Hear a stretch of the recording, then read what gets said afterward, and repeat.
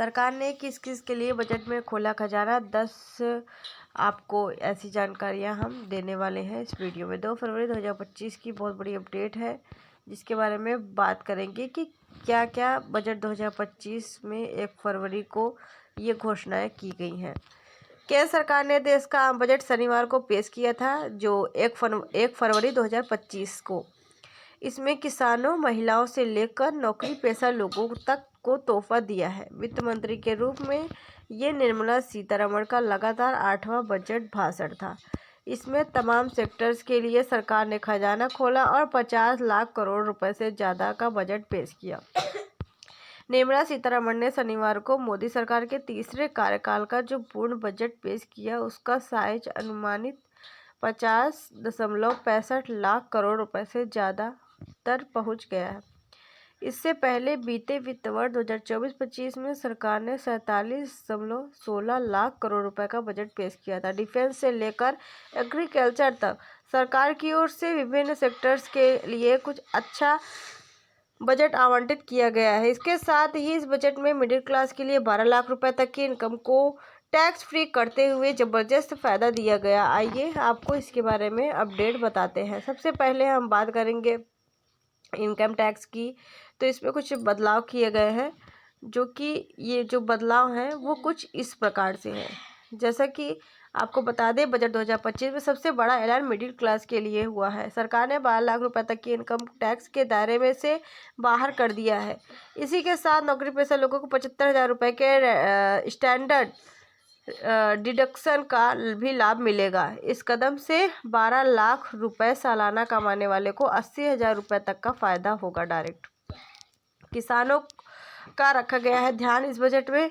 किसानों के लिए क्या है, महिलाओं के लिए भी आपको अपडेट बताएंगे। तो पहले चलिए किसानों के बारे में जानते हैं। सरकार ने किसान क्रेडिट कार्ड स्कीम के तहत लोन की लिमिट को 3 लाख रुपए से बढ़ाकर 5 लाख कर दिया।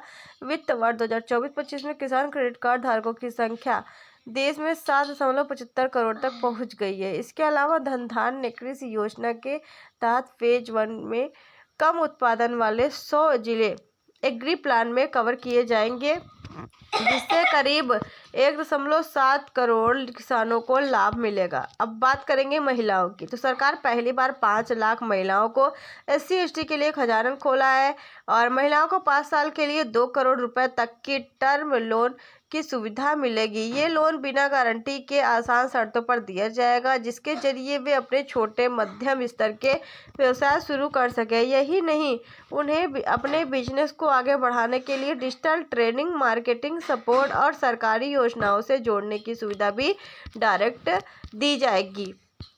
अब बात करें मजदूरों के लिए क्या ऐलान है। तो सरकार की ओर से गिग वर्कर्स को आइडेंटिटी प्रूफ दिया जाएगा। उन्हें ई श्रम पोर्टल पर रजिस्टर करके ये पहचान पत्र मुहैया कराया जाएगा। सरकार के इस कदम से करीब 1 करोड़ गिग वर्कर्स को फायदा मिलेगा। इसके अलावा उन्हें PM जन आरोग्य योजना के तहत स्वास्थ्य सुविधाएं भी दी जाएंगी।